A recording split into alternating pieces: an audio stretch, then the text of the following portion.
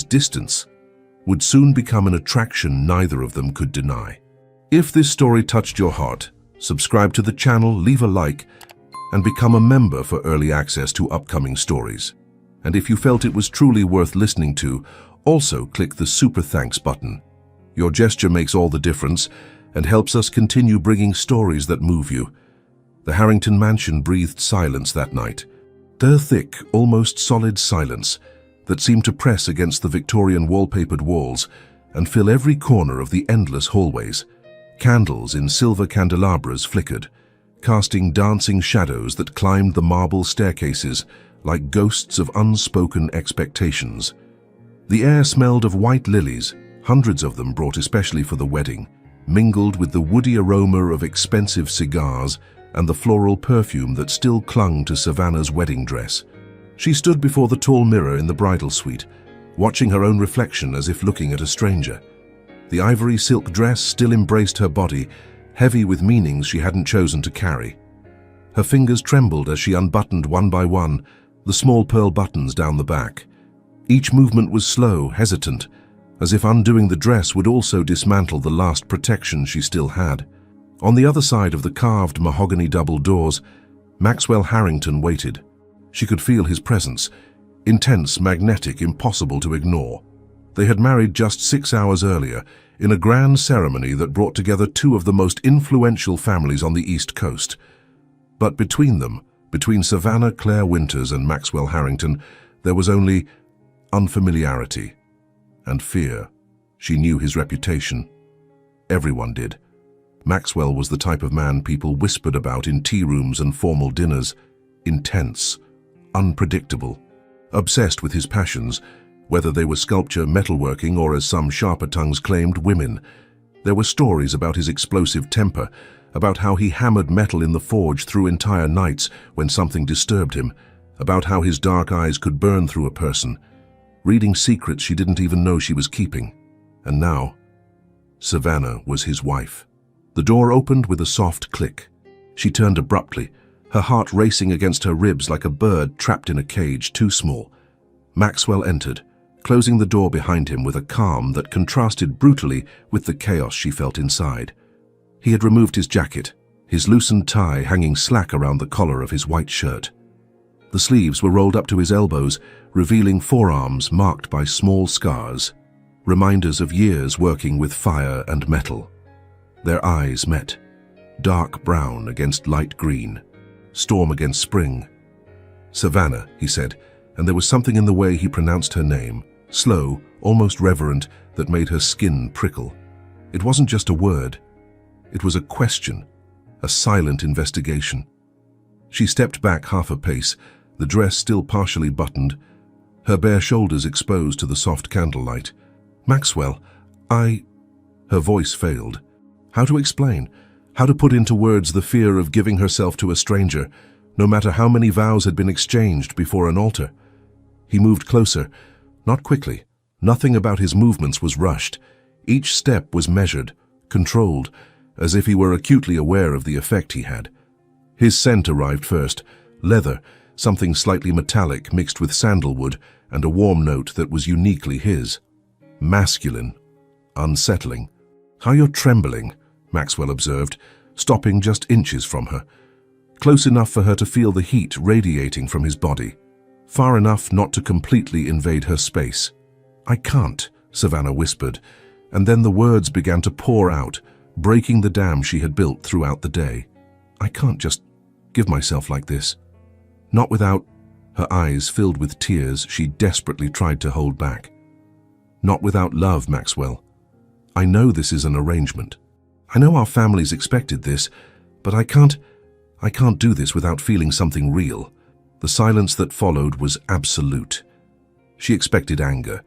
She expected frustration, maybe even contempt. What would Maxwell Harrington do with a wife who rejected him on their very wedding night? Instead, he raised his hand, slowly, so slowly that she had all the time in the world to pull away if she wanted. His fingers, calloused and strong, gently touched her chin, tilting her face up until she had no choice but to look into his eyes. "I'm not going to rush you," Maxwell said, his voice low, rough, carrying something she couldn't name. "We'll take it slowly. His thumb slid along the line of her jaw, a touch so light it was almost a promise. His eyes studied her with an intensity that should have frightened her, but instead paralyzed her. There was something there, something fierce, yes, but also restrained, controlled. He leaned in, slowly. His face approached hers, millimeter by millimeter, until she could count every dark lash, see the small scar near his left eyebrow, feel the warmth of his breath against her lips. He didn't kiss her. He just hovered there, so close that their lips almost touched, so close that the entire world narrowed to that minimal space between them. Despacito, he murmured, the Spanish word sounding like a vow, a seduction, a promise wrapped in danger. Slowly, Savannah. I'll wait for you to want this as much as I do. Her breath caught. She could feel every beat of her own heart echoing in her ears. The heat between them was almost unbearable, not just physical but emotional, visceral, as if the air were charged with electricity waiting to be released. And then he stepped back. He moved away from her with the same deliberate slowness with which he had approached, giving her space to breathe, to think, to exist without his overwhelming presence. "Sleep," Maxwell said, his voice still rough. "I'll take the guest room tonight." "You don't have to," she began, but he was already turning. "I do," he interrupted, looking over his shoulder with a half smile that didn't quite reach his eyes. "Because if I stay here, Savannah, I might not be able to keep my promise." The door closed behind him with a soft click, and Savannah stood alone in the bridal suite, her heart still beating erratically, her skin still tingling where he had touched her.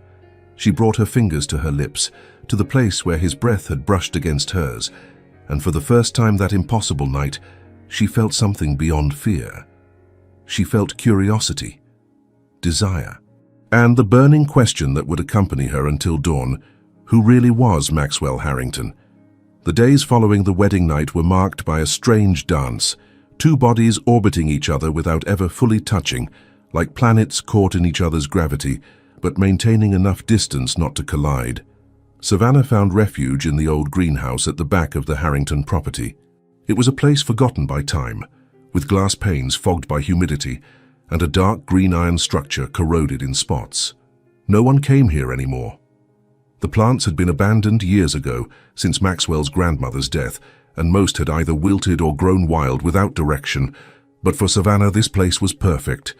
She spent her mornings on her knees in the damp soil, fingers dirty with compost, the rich, earthy smell filling her lungs with each breath. There was something deeply comforting about caring for something alive, about seeing green shoots emerging from seeds planted with hope. Here she had control. Here she could make something grow. Orchids were her particular passion, delicate, demanding flowers that bloomed only under specific conditions. The right temperature, precise humidity, filtered light in exact measure. She had brought her small collection from her parents' house and now arranged them carefully on wooden shelves she had cleaned and repaired herself. Each pot had a name, a story. The pink Phalaenopsis her grandmother had given her at 13, the purple Cattleya she had cultivated from a tiny seedling, the Paphiopedilum that refused to bloom no matter how many different techniques she tried. "You understand, don't you?" she murmured to the flowers as she misted their leaves. "Sometimes we're not ready to open. Sometimes we need more time." Meanwhile, on the other side of the property, Maxwell inhabited a completely different world. His studio was in the converted old stable, a tall, spacious room with exposed wooden beams on the ceiling and enormous windows that let in northern light. The smell there was of heated metal, fire, and sweat. The walls were covered with tools, hammers of all sizes, tongs, files, chisels. In the center, the forge glowed like a beating heart, incandescent coal radiating heat that made the air shimmer. Maxwell worked with an intensity that bordered on obsession, hours and hours hammering metal against anvil, the muscles in his shoulders and arms flexing under his sweat-soaked shirt. Bang, bang, bang. The rhythmic sound echoed across the property, a constant pulse that Savannah could hear even inside the greenhouse. It was as if he were hammering something out of himself, frustration, desire, confusion, transforming raw emotions into elegant forms of iron and steel. He created abstract sculptures that somehow captured movement and emotion, metal spirals that seemed to dance, iron flowers so delicate it was hard to believe they had been forged in fire, human figures contorted in poses that suggested both pain and ecstasy. "You're thinking too much," said Marcus, his assistant and only close friend, watching Maxwell hammer the same piece for the 5th time. "Just talk to her." "And say what?" Maxwell replied without stopping his work, sparks flying each time the hammer met the metal. "Sorry I married you for a business deal. Sorry I want you so badly that I can't sleep at night. Sorry that every time I close my eyes I see your face." Marcus just shook his head and returned to his own work. It was at night that the real tension happened. The Harrington mansion had long, silent hallways, marble floors that amplified every sound. Savannah had learned Maxwell's schedule: when he returned from the studio, when he showered, when he went to the kitchen looking for something to eat because he had completely forgotten about dinner. She tried to avoid him. She really did. But it was as if their bodies were tuned to a frequency neither of them controlled. One night she was leaving her room exactly as he was coming up the stairs. Their eyes met in the dimly lit hallway. Neither said anything. He wore only sweatpants, his bare chest still slightly damp from the shower, dark hair tousled. She wore a blue silk robe, her hair loose falling over her shoulders. The moment stretched. 2 seconds. 3. 5. An eternity condensed in a look that said everything their mouths refused to speak. Then he walked past her, so close that his shoulder brushed hers. An accidental touch that sent waves of heat through her body like electricity. She heard his breathing change, saw his fists clench tightly at his sides, as if he were fighting the impulse to turn around and what?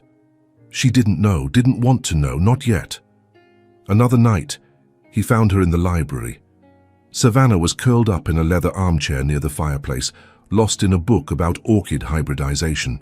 She didn't hear when he entered, didn't notice his presence until he spoke. "You're still awake." She startled, the book nearly slipping from her hands. Maxwell was leaning against the doorframe, arms crossed, watching her with that intensity she still didn't know how to interpret. "I couldn't sleep," she admitted, marking her page and closing the book. "And you?" "I never sleep well," he replied, entering the library and pouring himself whiskey from a crystal decanter. He raised the bottle toward her, offering. She shook her head.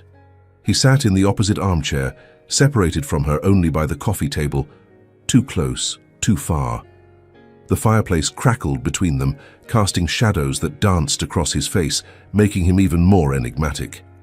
"What are you reading?" Maxwell asked, nodding toward the book. "Cross-pollination techniques," Savannah replied, and then, because the silence was becoming too heavy, "I'm trying to create a hybrid, an orchid that combines the hardiness of one species with the beauty of another. Forcing 2 different things to become one," he observed, a half-smile touching his lips. "Sounds familiar." She felt the blush rise up her neck. "It's not about forcing. It's about finding compatibility, creating something new that preserves the best of both." "And if they reject each other?" he asked, his eyes fixed on hers. They weren't talking about flowers anymore. "Then I try again," she answered softly. "With patience, with care, until it works." The air between them became charged. Maxwell took a long sip of whiskey, his eyes never leaving hers. Savannah could hear her own heartbeat, could feel the pulse in her neck, where she knew he was looking. "Patience," he repeated, the word coming out rough. "I'm trying, Savannah, but you have no idea how hard it is." "I know," she whispered, and realized it was true. She saw it in the tense lines of his body, in the way his fingers gripped the crystal glass, saw it in the way he looked at her, as if she were both the most precious and most dangerous thing he had ever encountered. He stood abruptly.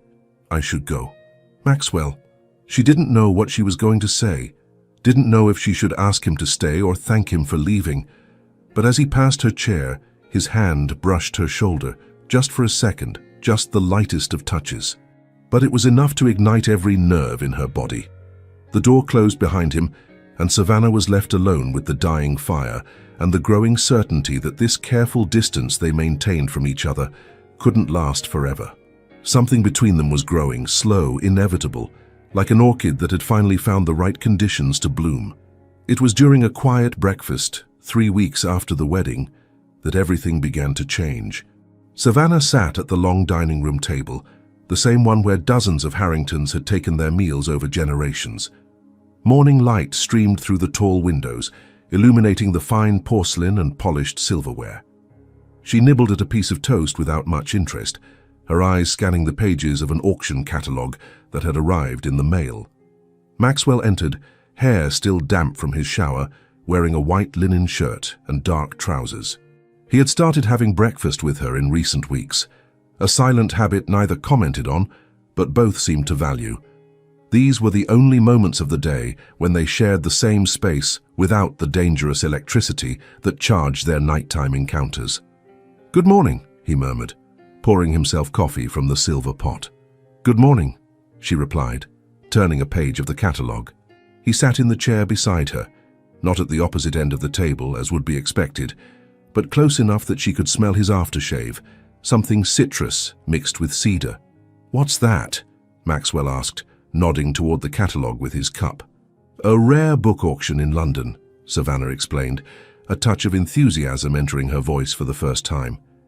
"There are some incredible first editions, an original Darwin, an Audubon." Her fingers slid over a specific image, caressing it almost reverently. "And this." Maxwell leaned in to see better, so close that his shoulder touched hers. She didn't pull away.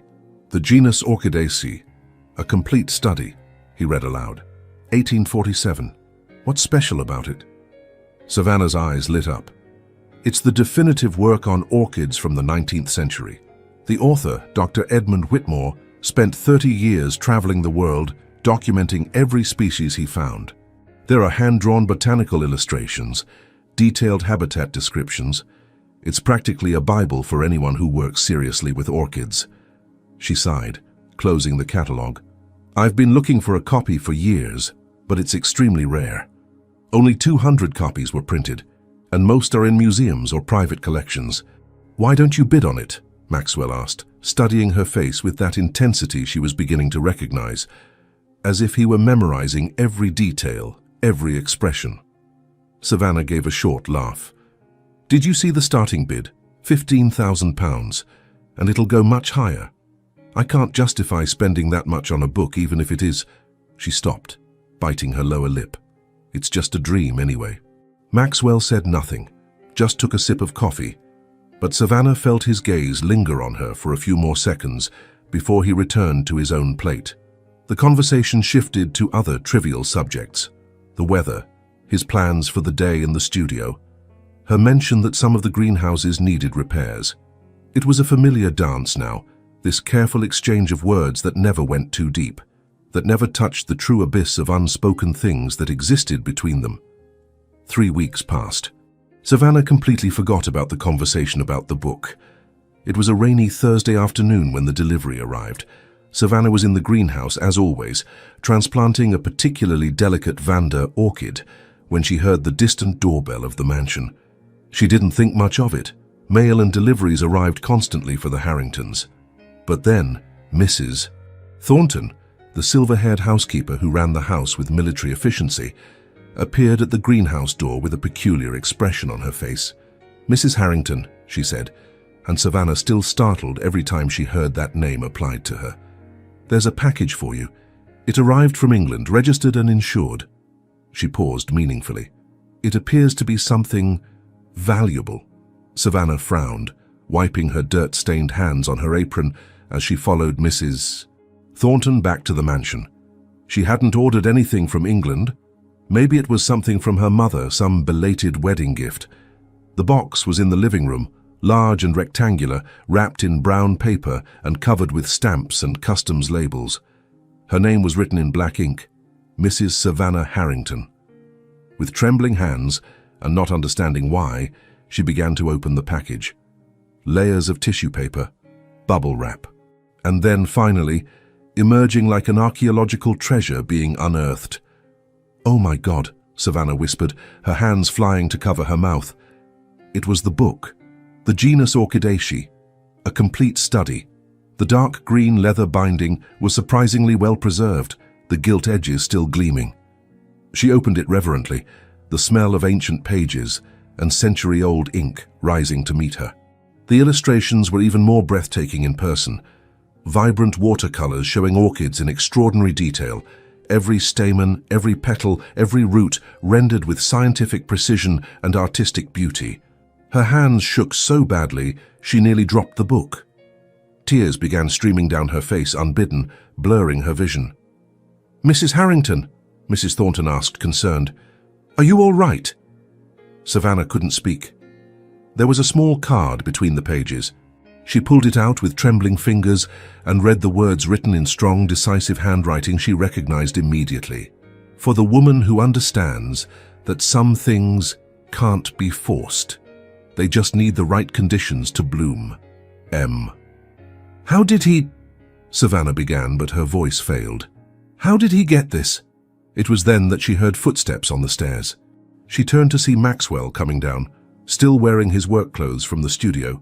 Jeans speckled with soot, a grey t-shirt clinging to his body with sweat. He stopped on the last step when their eyes met, his expression cautious, almost vulnerable. "How did you even—" Savannah whispered, holding the book against her chest, as if it were the most precious thing in the world. Maxwell descended the last step, approaching slowly. "I listen," he said simply, his dark eyes fixed on hers. "When you talk about the things you love, your whole face changes. Your eyes light up. Your voice gets softer. I wanted—" He stopped, running his hand through his hair, in a gesture she was beginning to recognize as nervousness. "I wanted to see that look directed at something I could give you." "Maxwell, this must have cost a fortune," she began, but he shook his head. "Money doesn't matter. You matter." He took another step. They were only inches apart now. "I know this marriage didn't start the way either of us wanted.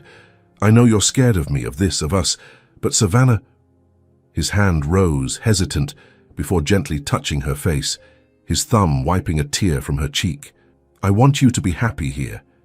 Even if we never—" He didn't finish the sentence. He didn't need to. Savannah looked at him, really looked, for the first time since the wedding. She saw beyond the reputation, beyond the intense and unpredictable man everyone described. She saw someone who had paid attention to a casual conversation over breakfast, someone who had gone to the trouble of tracking down a rare book across continents, someone who understood that the most meaningful gestures weren't the grand ones, but the thoughtful ones, someone who saw her, truly saw her. "Thank you," she whispered, her voice breaking with emotion. And then, without thinking too much, without weighing consequences, she leaned in and pressed her lips against his cheek, a soft, chaste kiss that lasted only a second, but seemed to shift the gravity of everything between them.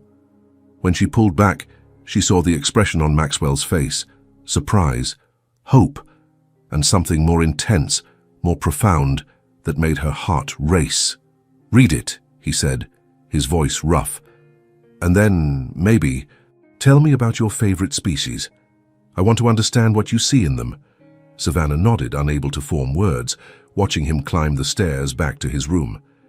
She held the book against her chest, feeling the weight of it, the meaning of it, and knew that something fundamental had shifted. Maxwell Harrington wasn't the man she thought he was, and she was beginning to want to discover who he really was. Victoria Harrington's arrival was announced not by phone call or advance warning, but by the unmistakable sound of a black Bentley's tires crushing the gravel of the circular driveway. Savannah was in the greenhouse when she heard it, her fingers buried in damp soil as she repotted a phalaenopsis that had finally developed roots healthy enough for a larger pot. She didn't think much of it initially. The Harrington property received occasional visitors, Maxwell's business partners, suppliers for the studio, distant family members. But then Mrs. Thornton appeared at the greenhouse door, her habitually serene face marked with tense lines of concern. "Mrs. Harrington," she said, and there was a tone of warning in her voice. "Your mother-in-law has arrived, Mrs. Victoria Harrington. She's waiting in the living room." Savannah felt her stomach clench. She had met Victoria briefly during the wedding, a tall, elegant woman in her 60s, with blonde hair perfectly arranged in a French twist, impeccable designer clothes, and a look that seemed to evaluate and find fault in everything it saw. The matriarch of the Harrington family. The woman who had arranged the marriage between Savannah and Maxwell as if negotiating a corporate merger. "I'll clean up first," Savannah said, looking at her dirty hands and soil-stained apron. "She said it was urgent," Mrs. Thornton replied with a sympathetic look. "Said to get you immediately." Savannah swallowed hard and nodded, wiping her hands as best she could on a damp cloth before following Mrs. Thornton back to the mansion. Each step felt too heavy, as if she were walking toward an execution. Victoria Harrington stood in the center of the living room, perfectly composed in a beige Chanel suit, examining a bronze sculpture on the mantel as if evaluating its market value. She turned when Savannah entered, and her gaze swept over the younger woman from head to toe, registering the hair pulled into a messy bun, the simple clothes, the dirt still visible under her nails. "Savannah," she said, the name sounding like a disappointment. "How rustic you look." "Mrs. Harrington," Savannah replied, forcing politeness into her voice. "I didn't know you were coming today. If you had warned me—" "Would you have hidden in your little greenhouse?" Victoria interrupted, sitting gracefully in an armchair as if it were a throne. "That's all I hear about from the staff, that you spend every waking hour playing with flowers while my son works himself to exhaustion in that studio." Savannah felt the flush rise up her neck, but kept her voice steady. "I'm not playing. I cultivate rare orchids, some of them. I didn't come here to discuss your hobbies." Victoria cut in again, her tone sharp as broken glass. She crossed her legs, her hands perfectly folded over her knee. "I came to discuss your duties as Mrs. Maxwell Harrington." "My duties?" "Yes, your duties." Victoria tilted her head, studying Savannah with cold, calculating eyes. "You've been married for almost 2 months now." 2 months, Savannah. "And yet I hear from certain sources that you and Maxwell still maintain separate bedrooms, that there hasn't been any consummation of this union." Savannah's blood ran cold. "With all due respect, Mrs. Harrington, that's not your—" "It's absolutely my concern." Victoria stood, her voice growing harder. "Do you think I arranged this marriage for romance, for love?" She laughed, a humorless sound. "I arranged it because the Harrington line needs to continue. We need an heir. Your job, dear girl, is to provide one." "My job?" Savannah repeated, anger beginning to replace the initial shock. "I'm not a broodmare." "No," Victoria agreed coldly. "You're a Harrington wife, which comes with expectations. My son is 32 years old. He needs a family. He needs children to carry on the legacy that 6 generations built. And you—" She stepped closer, each word punctured like a dagger. "You need to stop being such a frightened little virgin and fulfill your obligations." Tears stung Savannah's eyes, but she held them back fiercely. "You have no right—" "I have every right," Victoria interrupted. "I'm the one who saved your family from bankruptcy, the one who paid your father's debts, the one who made sure your mother could keep her precious social standing. You owe the Harringtons everything, Savannah. Everything. And what we're asking in return is so simple. So natural." She smiled, but there was no warmth in it. "Go to my son's bed, seduce him if you must, and get pregnant.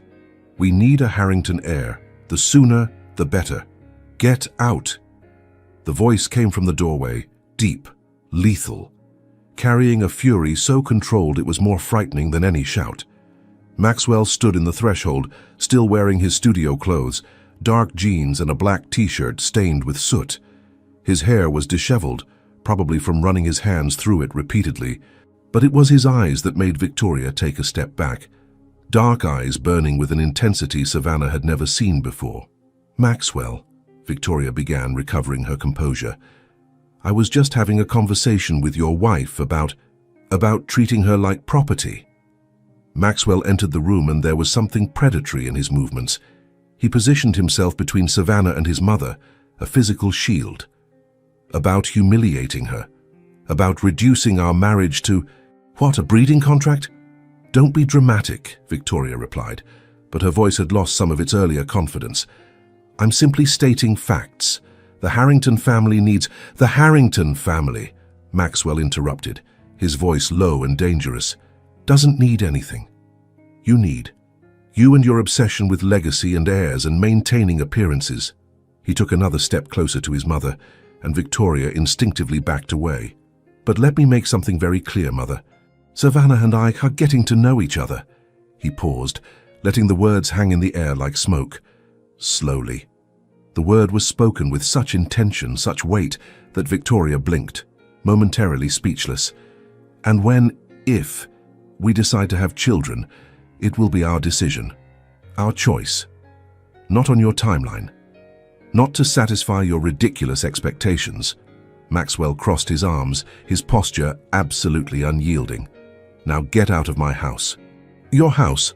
Victoria found her voice again, though it was trembling slightly. "This is the Harrington estate. I lived here for...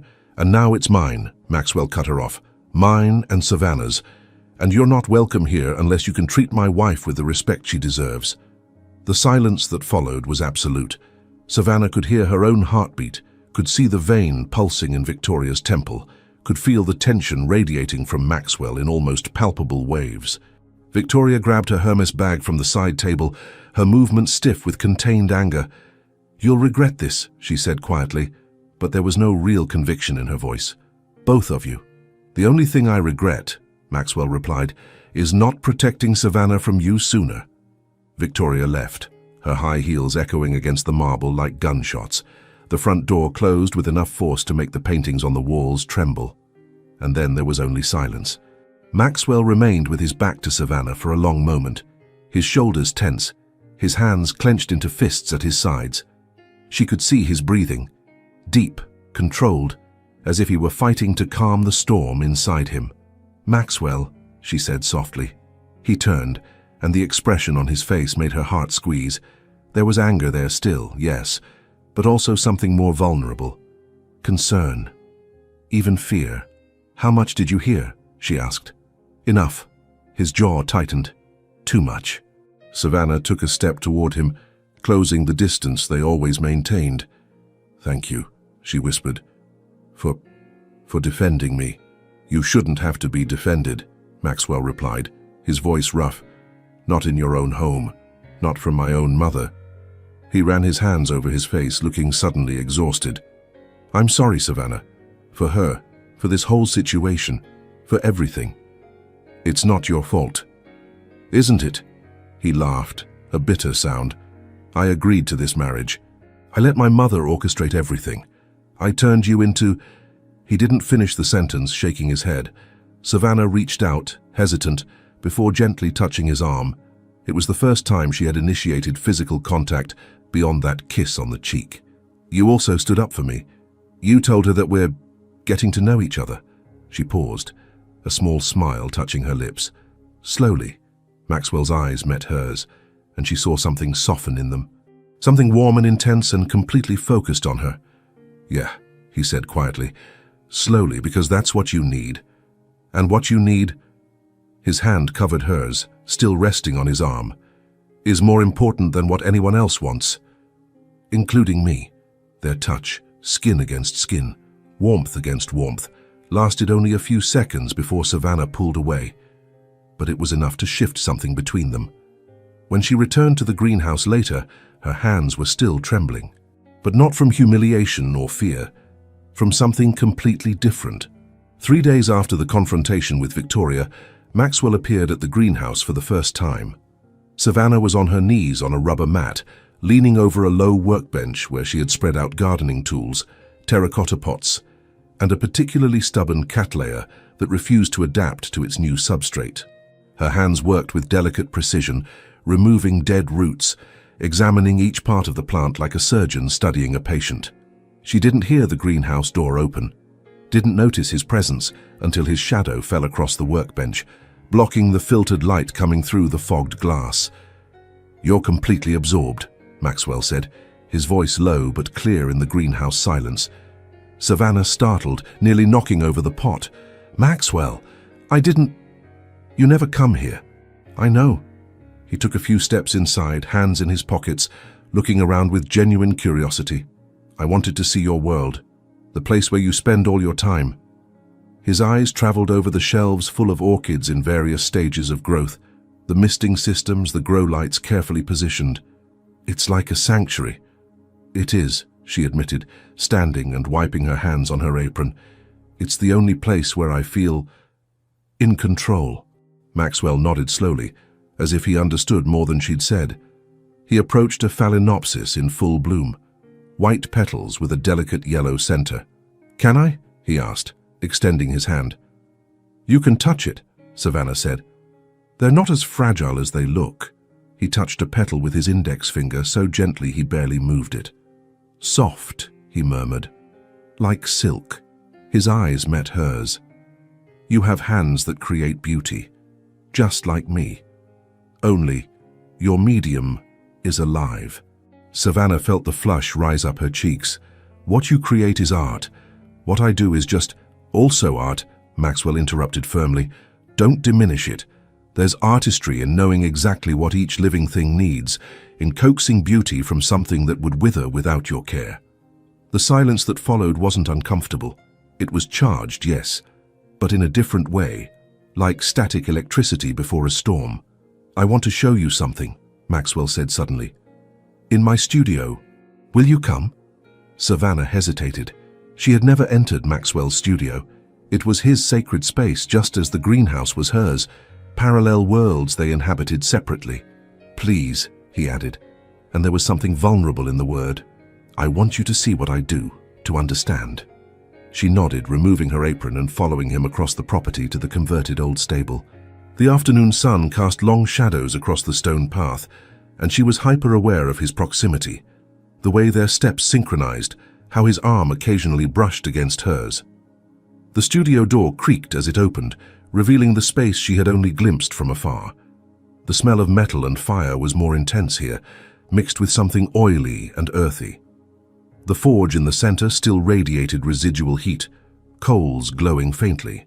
Tools covered every available surface, organized chaotically, but with a logic only Maxwell understood. But it was the sculptures that captured her attention, dozens of them in various stages of completion, abstract figures that somehow conveyed human emotion, metal spirals that seemed to capture movement, and flowers, so many flowers of iron and steel, petals hammered so finely they seemed almost translucent. "Maxwell," she breathed, approaching an iron rose that captured perfectly the form of a real flower, each petal curving with impossible naturalness. "This is extraordinary. I'm glad you think so." He moved to a workbench in the corner, where there was a shape covered by a cloth. "But this is what I really wanted to show you."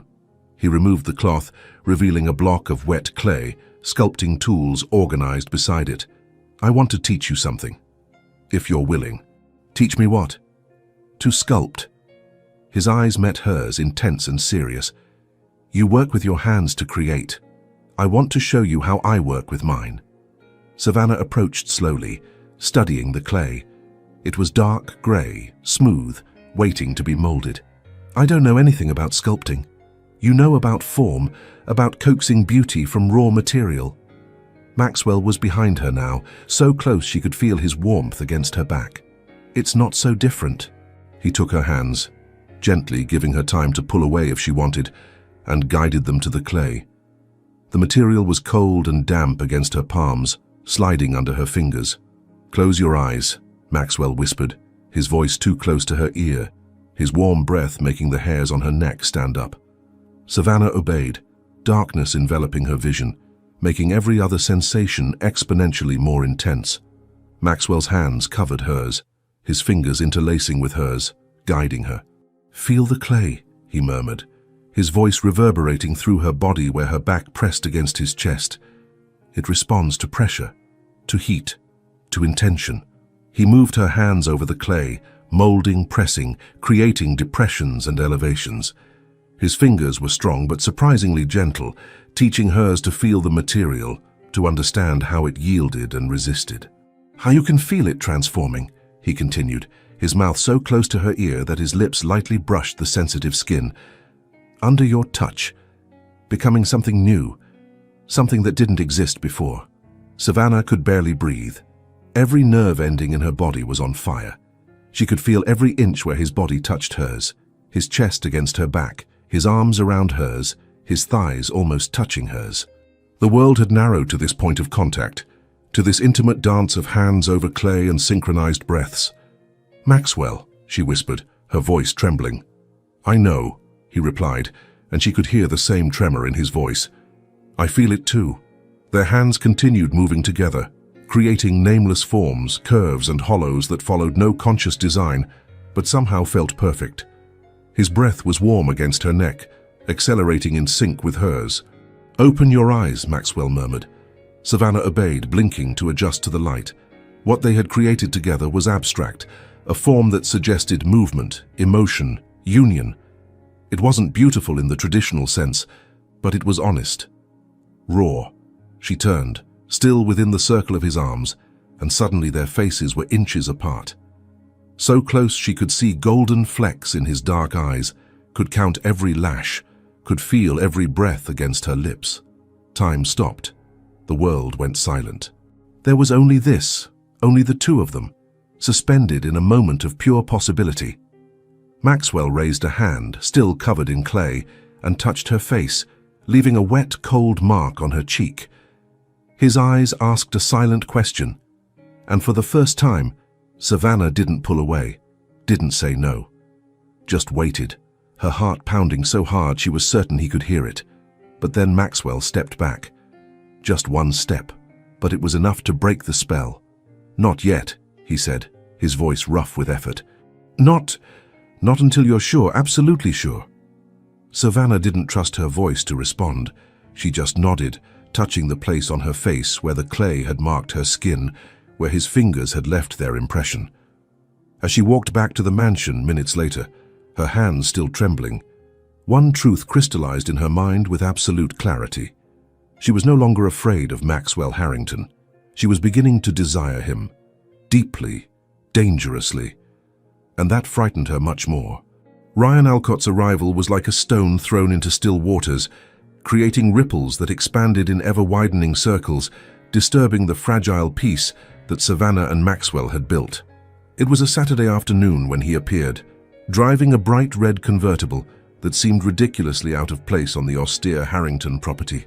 Savannah was in the front garden, supervising the gardener as he installed new flower beds she had designed, when she heard the cheerful honk and the sound of tires on gravel.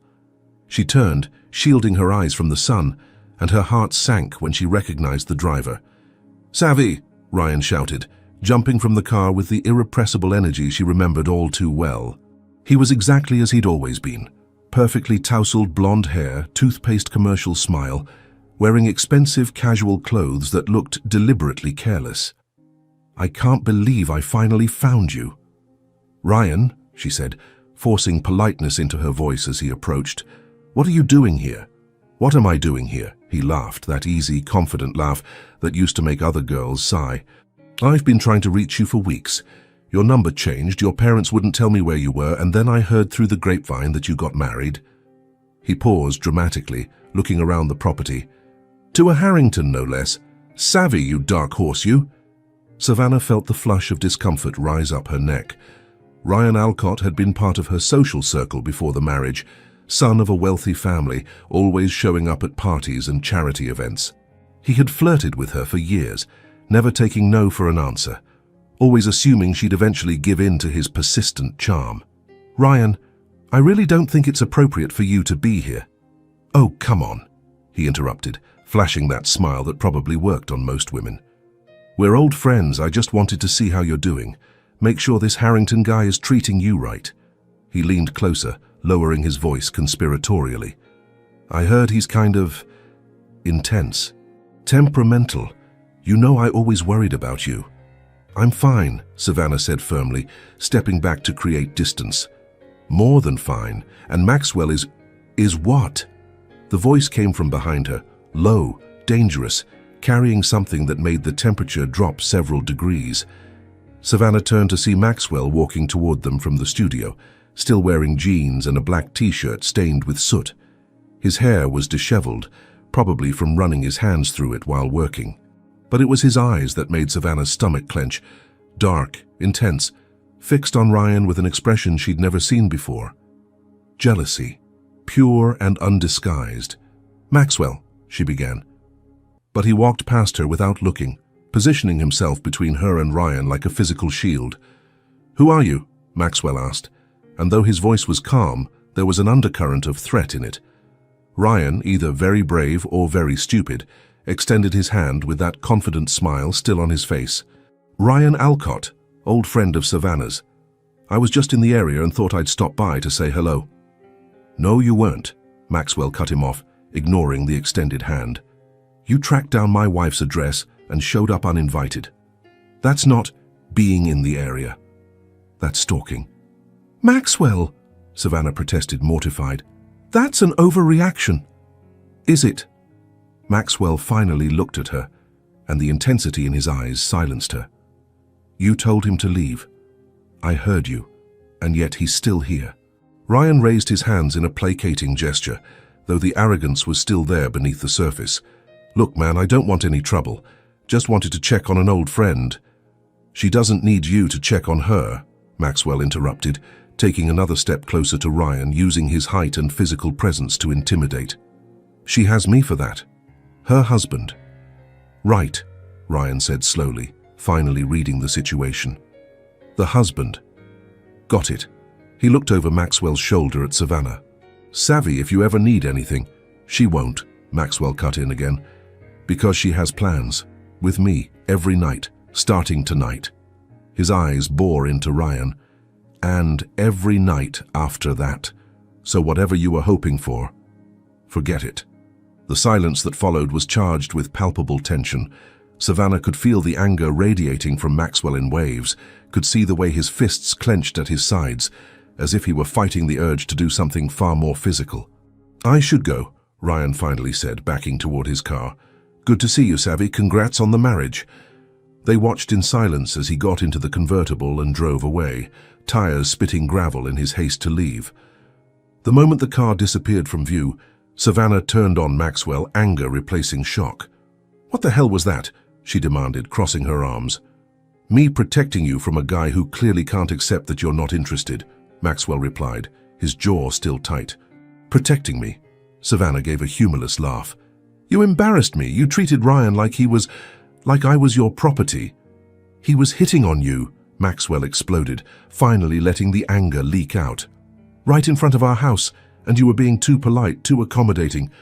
"I was being civilized," Savannah shouted back. "Something you clearly don't know how to be. You can't just claim ownership over me like I'm one of your sculptures. That's not what I was doing, isn't it?" She took a step closer, meeting fire with fire, telling him, "I have plans with you every night, marking your territory. I'm not yours, Maxwell, not the way you were implying." Something flashed across his face. Pain, perhaps, mixed with anger.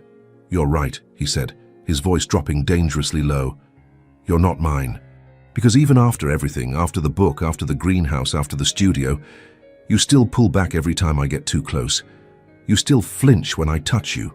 That's not fair, isn't it?" He threw her own words back. "I've been patient, Savannah. So fucking patient. Waiting for you to feel something, anything that isn't fear or obligation.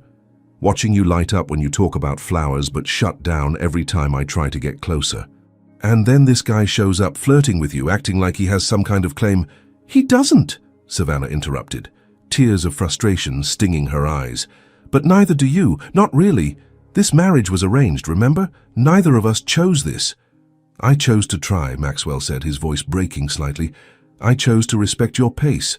I chose to—" He stopped abruptly, running his hands over his face. Forget it. Clearly that wasn't enough. He turned to leave. "Maxwell, wait." Savannah reached out, but he was already walking away, shoulders tense, steps quick toward the studio. The door slammed behind him with a finality that echoed across the property. Savannah stood alone in the garden, the sun still shining ironically on a day that had turned dark. The tears finally fell, hot and bitter, streaming down her cheeks. She wasn't being fair. She knew that. Maxwell had been patient, had been thoughtful, had respected her boundaries even when she could see how much it cost him, and she had thrown it back in his face. That night, the mansion was quiet in a different way. Not the comfortable silence they'd developed, but something heavy and suffocating. Savannah could hear the distant sound of metal being hammered, bang, bang, bang. Maxwell working his anger out at the forge as he always did. She lay in her bed, staring at the ceiling, the fight replaying in her mind.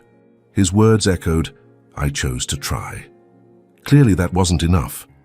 She had hurt him. She'd seen it in the way his voice broke, how his eyes closed for a fraction of a second before he turned away.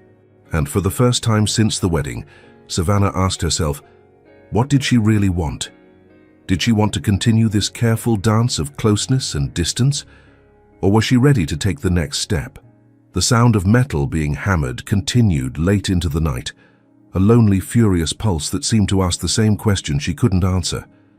3 days passed in glacial silence. Maxwell didn't show up for breakfast, didn't cross paths with her in the hallways, didn't send messages through Mrs. Thornton.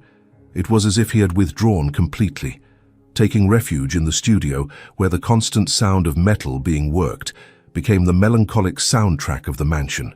Savannah tried to focus on her orchids, but even her sanctuary felt empty without the possibility of him appearing. She hadn't realized how much she'd gotten used to his presence, the casual encounters, the glances that lasted a second too long, the electric tension that existed between them even when they weren't touching. And now, nothing. Just absence. It was Thursday afternoon when everything changed. Savannah was in the greenhouse checking her plants as she did every afternoon when she noticed something extraordinary. The ghost orchid, Dendrophylax lindeni, the rarest in her collection, the one that had stubbornly refused to bloom in the 2 years since she'd acquired it, was finally showing a bud. Not just any bud. It was the bud, ripe and about to open. "Oh my God," she whispered, approaching with reverence. The ghost orchid bloomed only under perfect conditions, and its flowers lasted only a few days. Ethereal white petals that seemed to float in the air without visible support, hence the name Ghost. She had waited for this for so long, and now, finally, that's when she heard the thunder. Savannah looked up through the fogged glass of the greenhouse. The sky, which had been clear and blue all morning, had darkened dramatically. Black, heavy clouds were gathering on the horizon, moving too fast, laden with the promise of storm. Another clap of thunder, closer this time. And then she saw it, the first lightning bolt tearing across the sky like a wound. Her heart sank. The greenhouse had automatic ventilation systems that opened during heat. If the storm came with strong winds, if the panels opened, the rain and hail could— "No," she whispered, running to the control panel. Her fingers flew over the switches, trying to manually close the vents. But one of them was stuck, the rusted gear refusing to respond. The rain began, not gently but all at once, as if someone had turned over a bucket in the sky. The wind howled, shaking the greenhouse glass, making the entire structure creak ominously. Savannah pulled at the stuck vent with her hands, ignoring the rust cutting into her palms, but it wouldn't budge. Water began dripping through the opening, cold, heavy drops falling dangerously close to her most delicate orchids, especially close to the ghost orchid. "Please, please, please," she murmured, pulling with all her strength, tears of frustration mixing with sweat and the rain now coming in. The storm raged around her, the whole world reduced to water, wind, and desperation. And then, through the noise of the storm, she heard the greenhouse door burst open. Savannah! Maxwell. Drenched to the bone, hair plastered to his face, clothes stuck to his body. He must have run from the studio through the storm. "The vent!" she shouted over the sound of the rain. "It's stuck, and the ghost orchid is going to—" She didn't need to finish. Maxwell was beside her in 3 long strides, his hands covering hers on the stubborn vent. Together they pulled, once, twice, and on the 3rd try, the gear finally gave way with a metallic screech. The panel slammed shut, sealing the greenhouse against the storm. They both stood there, panting, dripping water onto the concrete floor. The sound of rain hammering against the glass was deafening, but inside the greenhouse, they were protected, safe, and alone. "You came," Savannah said, still trying to catch her breath. "Of course I came," Maxwell replied, his voice rough. Water dripped from his hair down his face, running along his strong jaw. "I saw the storm. I knew you'd be here, worried about your flowers." Their eyes met, and Savannah felt something break inside her. All the walls she had built, all the defenses she kept in place. He had run through a storm, for her orchids, because he understood what they meant to her. "Maxwell, I'm sorry," the words came out in a rush, "for what I said. about not being yours. I was scared and defensive and— Don't, he interrupted gently, raising his hand to touch her face, cold water from his fingers mixing with her warm tears. You were right. I was possessive. He stopped, his eyes darkening. Seeing that guy looking at you, flirting, something inside me just snapped. The thought of you with someone else. His jaw tightened. I couldn't take it. There's no one else, Savannah whispered. Hasn't been, not since— She stopped, realizing the truth of the words only as she said them. Not since you. Maxwell's breath caught. Savannah. Look, she interrupted, pointing to the ghost orchid. They turned together, still close enough that their shoulders touched. And there, as if responding to the emotional drama happening around it, the ghost orchid began to open.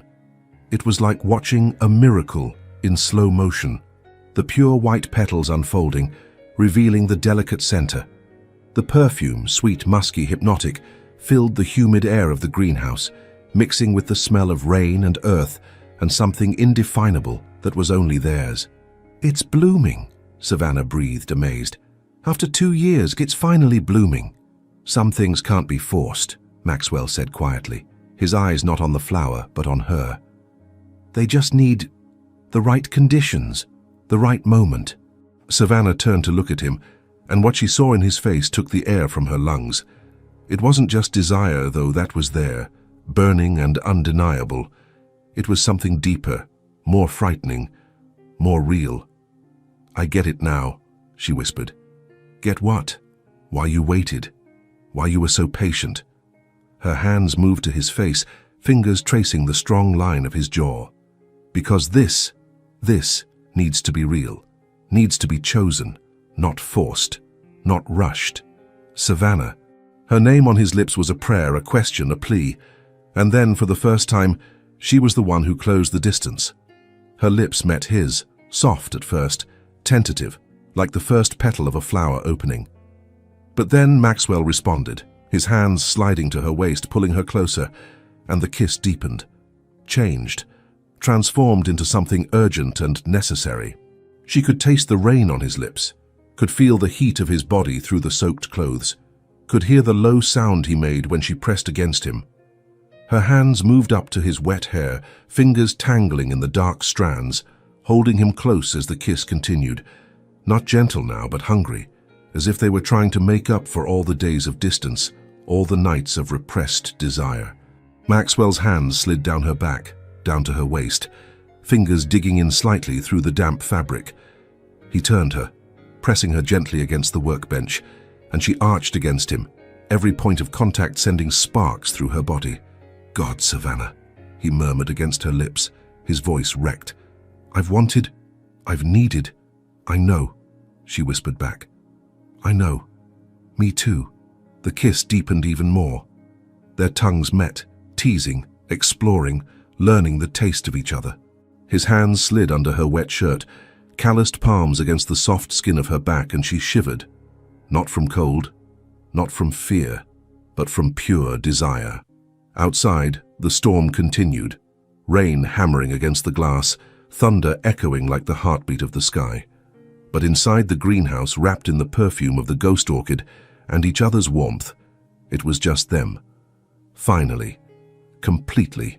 When they finally pulled apart, both breathing heavily, their foreheads touched. Maxwell cupped her face in his hands, thumbs stroking her wet cheeks. Are you sure? He asked, his dark eyes searching hers with fierce intensity. Because if we go further, I don't know if I'll be able to stop. Savannah smiled, small, intimate, just for him. I don't want you to stop. She saw the impact of her words hit him, saw his eyes darken even more, saw the way his breath failed. Then come with me, he said, voice rough with promise. He took her hand, fingers interlacing, palms pressing, and guided her out of the greenhouse back through the lessening rain toward the mansion. And this time, Savannah didn't hesitate, didn't pull back, just followed him, heart pounding wildly, knowing that everything was about to change. They ran through the rain that now fell more gently, hands intertwined, steps synchronized. The Harrington mansion rose before them, lit windows looking inviting after the storm. Savannah could feel her heart pounding. Not from fear, not from hesitation, but from anticipation, from certainty. Maxwell opened the front door and they entered, dripping water onto the polished marble. Mrs. Thornton appeared from the hallway, eyes widening at the state of them. "Mr. Harrington, Mrs. Harrington, you're soaked. Let me get towels."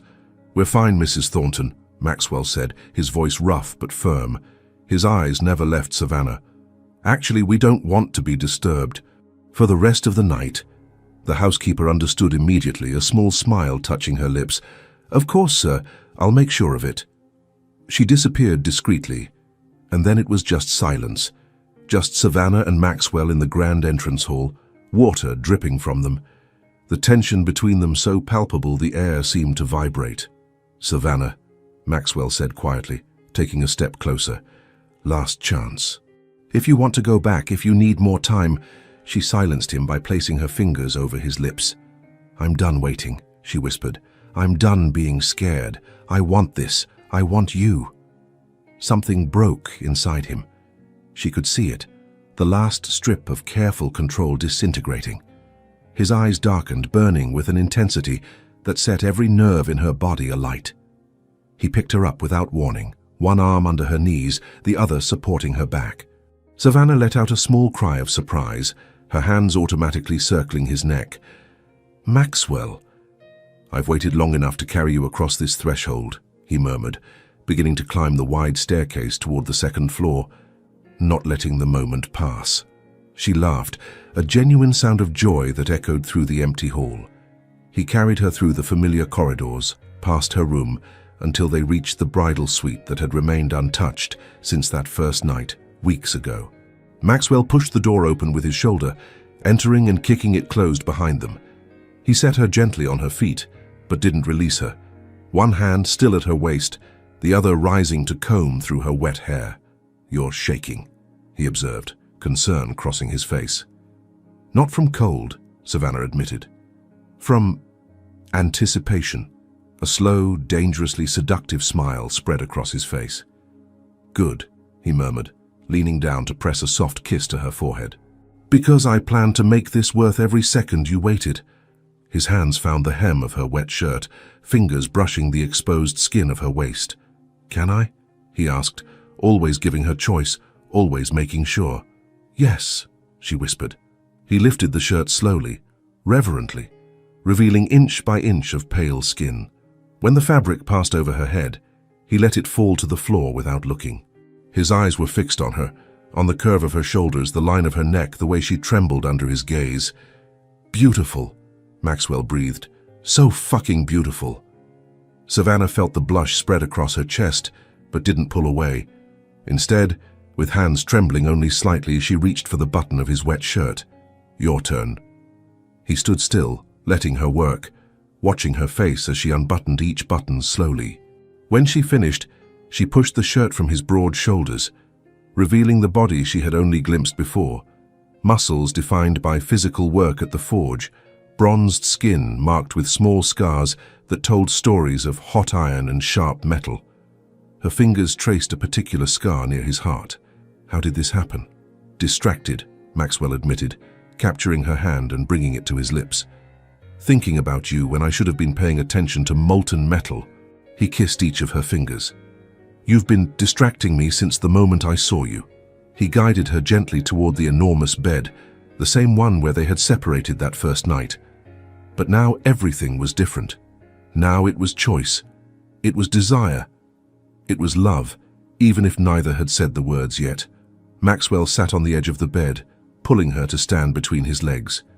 His hands slid along the curve of her waist, thumbs tracing patterns on sensitive skin. "Are you sure?" he asked one last time, eyes searching hers.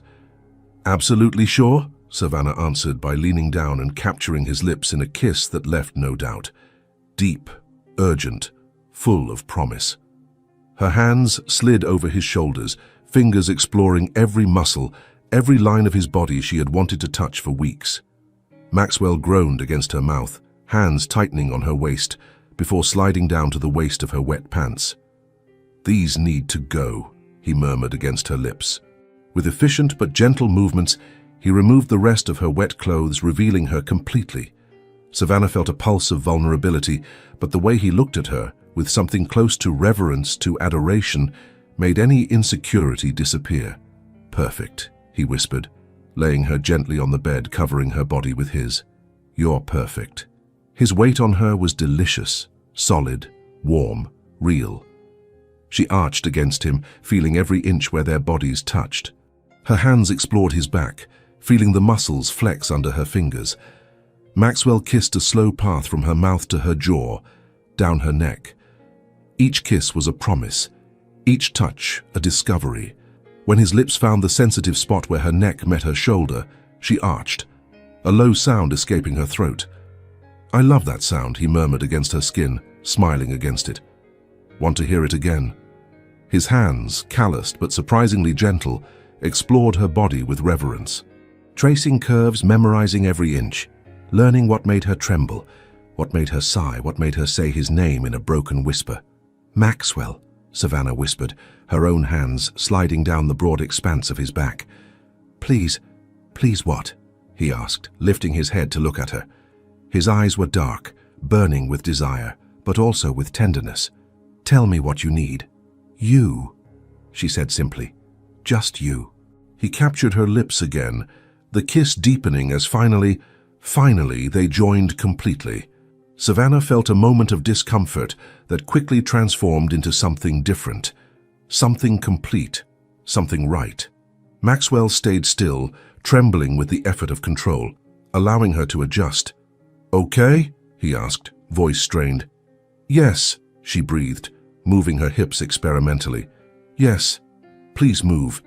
And he obeyed, establishing a rhythm that was gentle at first, allowing her to get used to it but gradually building. Their bodies moved together, meeting, separating, reuniting in a dance as old as time, but new to them. "Savannah," Maxwell gasped against her neck, his breath hot and fast.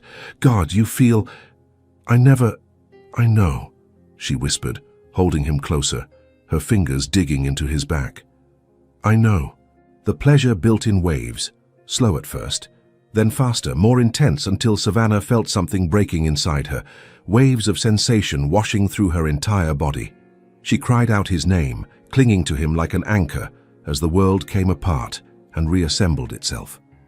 Maxwell followed moments later, his body tensing, a guttural sound escaping his throat as he held her so tight she could barely breathe.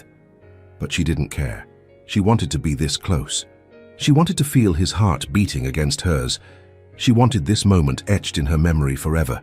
Afterward, wrapped in soft sheets, their bodies still intertwined, Savannah laid her head against his chest. She could hear his heart, still beating fast, gradually slowing to a calmer rhythm. Her fingers traced lazy patterns on his skin, memorizing the feeling. Maxwell pressed a kiss to her hair, his hands caressing her back in long, soothing strokes.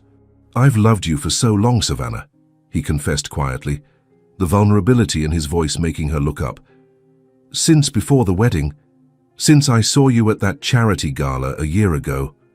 You were wearing a blue dress, laughing with friends, and I couldn't look away." Tears stung her eyes. "You never said, 'How could I?'" He smiled sadly. "You barely knew me, and when my mother arranged the marriage, I thought, maybe this is my chance. To make you see me, to make you feel anything beyond obligation." "Maxwell," Savannah whispered, cupping his face in her hands. "I was so scared. Of you, of this, of feeling anything. But now—" She paused, gathering courage. "Now I love you too." She saw the impact of her words hit him, the way his eyes widened, how his breath caught, how a slow, radiant smile spread across his face. "Say it again," he asked, turning them so she was on top of him. "I love you," Savannah repeated, smiling through tears. "I love you, Maxwell Harrington." He pulled her down, kissing her deeply, and she could feel his smile against her lips, could feel the joy radiating from him in waves. And when they made love again, slower this time, savoring each moment, each touch, it was with the certainty that this was only the beginning. Morning arrived soft and golden through the curtains of the bridal suite. Savannah woke wrapped in warmth, strong arms around her, steady breathing against her neck. Maxwell's scent enveloping her like an invisible blanket. For a moment, she just lay there, absorbing the feeling of being so completely intertwined with another person. "You're awake," Maxwell murmured against her hair, his voice rough with sleep. "How did you know? Your breathing changed." He turned her gently so he could see her, his dark eyes softened by the morning light. "Morning." "Morning," she replied, feeling a blush rise up her cheeks as she remembered the night before. Everything. Each intimate moment, each whispered word, each touch that had transformed her. Maxwell smiled. That slow, devastating smile she was learning was reserved just for her. "Don't get shy on me now," he teased gently, tracing the outline of her cheek with his thumb. "Not after last night." "I'm not shy," Savannah protested, but buried her face in his chest anyway, making him laugh, a deep, rich sound that reverberated through her. They stayed like this for a long time, simply existing together, fingers intertwined, hearts synchronized. The outside world could wait. This moment, this perfect, lazy moment, belonged only to them. It was only when the sun climbed higher that Maxwell finally spoke, his voice carrying a note of nervousness she rarely heard from him. "There's something I want to show you," he said. "Something important, but only if you're ready." Savannah lifted her head, studying his face. There was vulnerability there, the kind he rarely let show. "Show me," she said simply. After getting dressed, Savannah in comfortable clothes, Maxwell in his usual uniform of jeans and t-shirt, they walked across the property toward the studio. But instead of entering through the main door as she expected, Maxwell guided her around the building to a side she'd never explored. There was a smaller door there, almost hidden by vines growing up the brick wall. Maxwell pushed it open, revealing a narrow staircase that descended to what must be a basement or cellar. "Careful," he said, taking her hand as they began to descend. "The steps are steep." The staircase led to a short corridor, lit only by the dim light of a single bulb. At the end of the corridor, another door, this one of heavy wood with an old lock. Maxwell stopped in front of it, the key already in his hand, but he didn't insert it immediately. Instead, he turned to Savannah, and she could see the anxiety in his eyes. "What I'm about to show you," he began, "nobody else knows about. Not Marcus, not my mother, no one. It's the most honest part of me.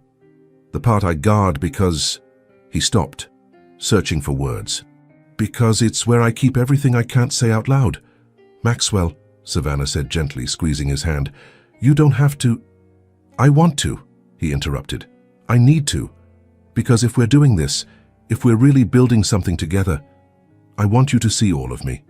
Even the parts that are intense, obsessive, maybe." He unlocked the door and pushed it open slowly. What was revealed took the air from Savannah's lungs. It was a studio, small, intimate, lit by strategically positioned lamps that created dramatic shadows. But it wasn't the lamps or the space that left her speechless. It was the sculpture. In the center of the room, on a pedestal of black marble, stood a life-sized female figure, made of polished bronze that captured and reflected light in soft waves. And the face, "Oh my God," Savannah whispered, approaching slowly. That's me." It was. Every detail captured with impossible precision, the curve of her cheeks, the shape of her lips, the exact angle of her nose. But it wasn't just technically perfect, it was emotional. The expression on the statue's face was one of serene contemplation, eyes slightly lowered as if observing something precious in her hands. And in her hands, also captured in bronze, were orchids, delicate metal flowers so finely worked they looked real, each petal individual, each stamen visible. "When—" Savannah began, but her voice failed. Tears were already streaming down her cheeks. "I started a year ago," Maxwell admitted, coming up behind her. "After that gala, couldn't get you out of my head. So I made this. Spent months on the piece, working from memory, from sketches I made whenever I saw you at events." He paused. "I made this when all I had was dreams of you, when I thought you'd never be mine." Savannah circled the sculpture slowly, absorbing every detail. The way her hair fell over her shoulders, the graceful posture, and the orchids. God, the orchids were so realistic she could almost smell their perfume. "You knew," she said quietly, turning to look at him, "about my love for orchids. Before the marriage, you already knew." Maxwell nodded. "I may have paid attention, asked around, discovered that you volunteered at the botanical garden, that you spent hours in your family's greenhouse." He ran his hand through his hair, a nervous gesture. "I know how this sounds, obsessive, creepy maybe." "It's not," Savannah interrupted, closing the distance between them. Her hands found his face, forcing him to look at her. It's the most romantic thing anyone's ever done for me." "Yeah?" There was hope in his voice, raw vulnerability. "Yeah?" She rose on her tiptoes, kissing him softly. "You saw me? Really saw me? Before I even knew you existed, you were paying attention, caring." She turned back to the sculpture, studying it again. There were other details she hadn't initially noticed. Small metal butterflies perched on the orchids, so delicate it was hard to believe they'd been forged. The fabric of the figure's dress seemed to flow, frozen in eternal movement. "The dress," she said, recognizing it. "This is what I was wearing at the gala." "Blue silk," Maxwell confirmed. "With that back, that nearly killed me." Savannah laughed through tears. "But you remember the dress?" "I remember everything about that night," he said, coming to stand beside her. "How you laughed, how you touched that white orchid in the centerpiece like it was sacred, how you left early because you were tired of people not really listening when you spoke." He took her hand. "I wanted to be someone who listened, someone who saw you." "And you are," Savannah whispered. "You are." She looked around the room, noticing other works, drawings pinned to the walls, some of them studies of her hands, her profile, her smile. There were notebooks stacked on a table, probably full of more sketches. "How many hours did you spend here?" she asked. "Too many to count," Maxwell admitted. "This place, it became my sanctuary, where I could feel close to you even when you were pushing me away. After we got married, after that first night when you said you couldn't, I'd come here, work on the piece, tell the statue things I couldn't tell you." "Like what?" He looked at her, and the intensity in his eyes made her forget to breathe. "Like how desperately I wanted you to be happy. Like how every time you smiled at something, anything, my whole day got better. Like how I'd lie awake at night knowing you were just down the hall, so close but so far. And it was torture." Savannah felt fresh tears falling. "Maxwell, like how I fell in love with you more and more every day," he continued, his voice breaking slightly. "Watching you with your flowers, hearing you laugh genuinely for the first time, seeing you defend yourself against my mother. Every small thing you did made me love you more, and I didn't know how to tell you without scaring you away." "You're telling me now," she whispered. "Because now you're here," he said, pulling her into his arms. "Because now I don't have to just dream. Because now you're real, you're mine, and I'm yours completely." Savannah buried her face in his chest, feeling her tears wet his shirt. "I'm sorry it took so long for me to—" "Don't be sorry," he interrupted, kissing the top of her head. "You needed time, and I'd wait a lifetime if that's what it took." They stood like that for a long time, held in each other's arms in the secret sanctuary where Maxwell's devotion had been preserved in bronze and metal.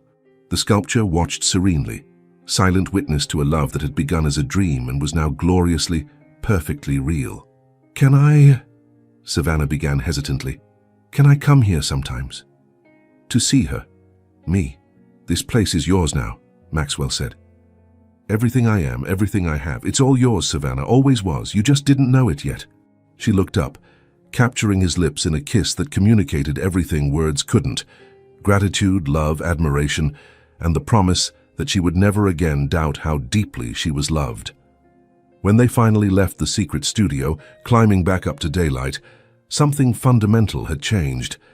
There were no more secrets between them, no more walls, just naked truth and love exposed in its purest form. And it was more beautiful than any sculpture could capture. The Harrington property garden had transformed into something extraordinary. Where there had once been only formal lawns and perfectly trimmed hedges, there now existed a botanical paradise. Curved beds filled with hybrid orchids that Savannah had developed over the year. stone paths that wound between flowering trees, and in the center of it all, like a precious jewel, the bronze sculpture. It had been moved from the secret studio to the garden 6 months ago at Maxwell's insistence. "The world deserves to see this," he had said. See what I see." And now, in the golden light of a spring afternoon, the statue of Savannah gleamed softly, the metal orchids in her hands reflecting the sun as if they were alive. Around its base, Savannah had planted real orchids, hybrids she had created specifically for this place. Flowers that combined the hardiness of native species with the exotic beauty of tropical varieties. Fire and flower, strength and delicacy. Just like them. Savannah was on her knees beside a new bed, her hands buried in rich, dark soil. But her movements were slower now, more careful, because she was no longer alone in her body. At 8 months pregnant, her belly was prominent and round, stretching the floral cotton dress she wore. She had stopped trying to hide it months ago. Now she embraced it, marveling at the miracle growing inside her. "You shouldn't be kneeling," came Maxwell's familiar voice, carrying that mixture of concern and affectionate exasperation she knew so well now. Savannah looked up, shielding her eyes from the sun, to see him approaching. He wore worn jeans and a grey t-shirt stained with soot, evidently coming straight from the studio. His hair was disheveled, probably from running his hands through it while working, and there was a smudge of grease on his cheek. "I'm planting the last cattleya," she protested, but let him help her up, groaning slightly when her back protested. "It had to be today. The moon is right, and our son needs his mother not to kill herself working," Maxwell interrupted, but there was affection in his voice. His hands went automatically to her belly, large calloused palms spreading over the curve. "Hey, buddy, your mum is being stubborn again." As if in response, the baby kicked, hard enough for them both to feel it under Maxwell's palms. His eyes widened, that expression of wonder that appeared every time he felt his son move. "He kicks like his father," Savannah laughed, covering his hands with hers. "He'll forge his own world," Maxwell replied, leaning down to kiss her forehead, then her nose, then finally her lips, soft and sweet. When he pulled back, he studied her face with that intensity that had never diminished, not even after a year of marriage. "You look tired. Come rest." "I'm fine, Savannah." His voice was firm, but gentle. "Please, for me?" She sighed, knowing she had lost. "Fine, but only for an hour." Maxwell guided her to a garden bench, strategically positioned with a view of the entire property. The renovated greenhouse on the left, the studio on the right, and between them, their hybrid garden that represented everything they had built together. He sat first, then gently pulled her to sit between his legs, her back resting against his chest. His arms circled her belly, hands resting protectively over where their son was growing. "Remember when we couldn't even be in the same room without tension?" Savannah murmured, leaning her head against his shoulder. "I remember every second," Maxwell replied, his chin resting on top of her head. "Remember that first night? When you said you couldn't, and I promised we'd go slowly." "Best promise you ever made," she said, turning slightly to kiss his jaw, "even though it nearly killed both of us." He laughed, the sound reverberating through her. "Worth it. Every agonizing moment was worth it to get here. To have this." They sat in comfortable silence for a moment, watching the garden. A butterfly landed on one of the nearby orchids, a hybrid phalaenopsis with petals that gradually changed from white to deep pink, one of Savannah's experiments that had worked perfectly. "Your mother called today," Savannah mentioned casually. She felt Maxwell stiffen slightly behind her. And she wants to visit, to meet her grandson." Savannah paused. "I said she could, but only if she promised to behave." Maxwell was quiet for a long moment. The relationship with Victoria had been tense since that confrontation a year ago. There had been occasional attempts at reconciliation, usually initiated by Victoria with reluctance and barely disguised pride. But since they'd learned about the pregnancy, something had changed. Her calls had become more frequent, her voice carrying something that almost seemed like regret. "If you're comfortable with it," Maxwell finally said, "then yes, she can come, but the first sign she crosses a line, you'll defend me fiercely," Savannah completed, smiling. "I know, My fierce protector. Always, he confirmed, kissing her neck. You and this little guy, you're my whole world. Anything or anyone that threatens that. I know, she interrupted gently. I know, love. The baby kicked again, harder this time. Maxwell moved his hands, following the movement under Savannah's skin. He's strong, he observed with admiration. Takes after his father, Savannah replied. All that forging and hammering, it's in his blood now. And his love for beauty, Maxwell added. That's from you. From watching you with flowers, seeing how you coax life from things others would give up on. Savannah turned more fully in his arms, facing him now, though it was an awkward maneuver with her belly between them. We made something incredible, didn't we? She whispered, her hands circling his neck. Not just him, but this. Us. This whole life. We did, Maxwell agreed, his hands framing her face with a reverence that had never diminished. From that disastrous first night to this, to love, to family, to... He was interrupted by a sharp cry coming from the greenhouse. Mrs. Thornton appeared at the door, waving frantically. Mrs. Harrington. Mr. Harrington. The ghost orchid, it's blooming again. Savannah and Maxwell exchanged a look, that look of instant communication that couples develop, and then they were both moving, him helping her carefully to her feet, then walking quickly as she could at 8 months pregnant, toward the greenhouse. The ghost orchid had bloomed only that one time during the storm, a year ago. Savannah had tried to replicate the conditions, but the plant had remained stubbornly dormant since then, until now. Inside the greenhouse, the perfectly controlled temperature, the humidity at the exact level, the filtered light, the ghost orchid was opening not 1, but 3 flowers. Pure white petals unfolding like ethereal spirits, the sweet, musky perfume filling the air. Oh, Savannah breathed, tears instantly welling up. Damn pregnancy hormones making her cry at everything lately. Maxwell was behind her, arms around her, and together they watched the miracle unfold. The 3 flowers opening simultaneously, perfect and impossible. 3, Savannah whispered. 1 for each of us. Maxwell kissed her neck, his hands resting on her belly where their son, continued his acrobatics. Our family, he murmured. Complete. Not quite yet, Savannah corrected, covering his hands with hers. 1 more month, and then everything changes, Maxwell finished. Again. Scared? She asked. Terrified, he admitted honestly. Of not being good enough, of not knowing what to do, of being exactly like your father? Savannah interrupted gently, turning to look at him. He nodded, raw vulnerability in his eyes. You won't be, she said firmly, because you're already different. You choose kindness, you choose patience, you choose love. She held his face. You chose me. Every day you choose me, and you'll choose him too. Always. Maxwell pulled her into a hug, awkward with the belly between them, but perfect anyway. How did I get so lucky? He murmured into her hair. We both did, Savannah replied. We both got lucky. They stayed like that for a long time, wrapped in the perfume of ghost orchids, their hearts beating in sync, their son occasionally kicking as if to remind them of his presence. And as the sun descended, casting long shadows through the greenhouse, Savannah thought about everything that had brought them here, the interrupted wedding night, the weeks of careful dancing, the book, the confrontation, the studio, the storm, the surrender, the secret sculpture. Every moment had been necessary. Every step, no matter how hesitant, had brought them to this perfect place, where fire met flower, where strength embraced delicacy, where 2 strangers had become everything to each other. I love you, Savannah whispered. I love you, Maxwell echoed, forever. And in the soft light of the greenhouse, with ghost orchids blooming around them and new life growing between them, they sealed their promise with a kiss.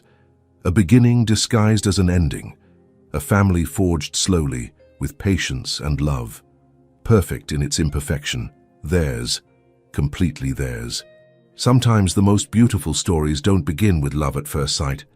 They begin with fear, with hesitation, with 2 souls who need to learn not just to love each other, but to trust the rhythm of their own hearts. Savannah and Maxwell teach us that going slowly isn't weakness, It's wisdom that respecting someone's boundaries is the deepest form of love, that sometimes the most powerful promises are those whispered in darkness, when all we have is faith that the other will wait. They transformed an arranged marriage into a work of art. They forged love where there was only obligation, and they proved that when two people choose every day to be together, not by contract, but by desire, they create something that neither the most intense fire can destroy, nor the most delicate flower can surpass. And you? When was the last time you allowed something or someone to grow in their own time, when you respected the natural rhythm of beautiful things? Maybe deep down, this story speaks to us too, about how we all deserve someone who says, "I'll go slow, I'll wait, because you're worth every second." If this story touched your heart, leave your like, subscribe to the channel, and tell us in the comments where you're listening from. Your support means everything and helps us continue bringing stories like this, stories about love, patience, and the courage to feel deeply.